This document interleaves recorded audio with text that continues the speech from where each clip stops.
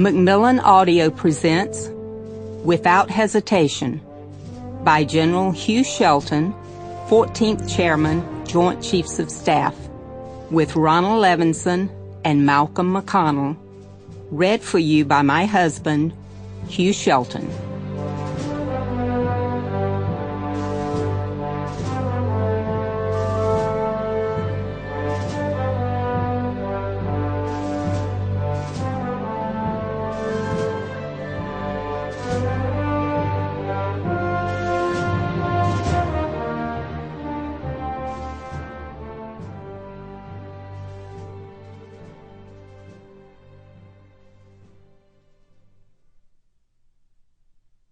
General Omar Bradley, the first Chairman, Joint Chiefs of Staff, said, "This is as true in everyday life as it is in battle.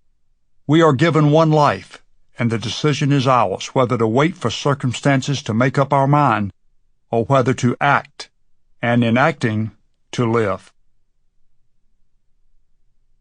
Part 1. Up the Ranks. Aristotle said, "We make war that we may live in peace." Breathless.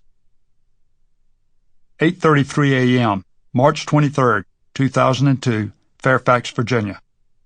I'd been poisoned in Vietnam and ambushed in Haiti, instituted the war plan for invading Afghanistan and knighted by the Queen, attacked by the Vice President, and prevented a high-ranking cabinet official from precipitating global war by deliberately shooting down an American airplane. So the last scenario I could ever imagine for my own death was falling off a ladder while trimming a tree in my own backyard.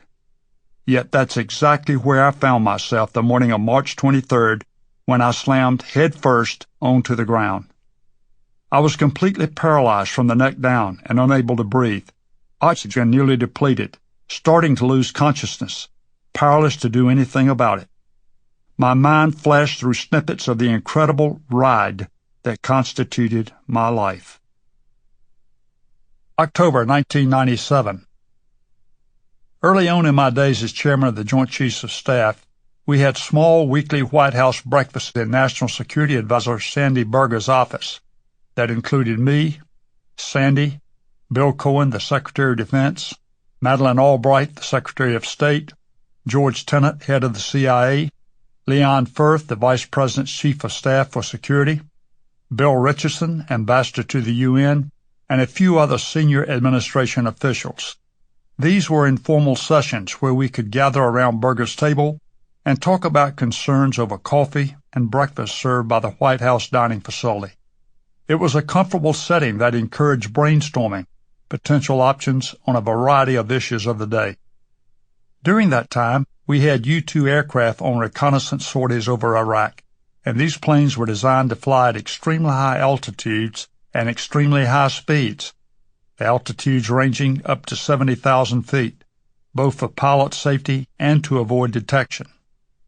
At one of my very first breakfasts, while Berger and Cohen were engaged in a sidebar discussion down on one end of the table, and Tenet and Richardson were preoccupied in another, one of the cabinet members present leaned over to me and said, "Hugh, I know I shouldn't even be asking you this, but what would you really need in order to go in and take out Saddam in a precipitous event, something that would make us look good in the eyes of the world?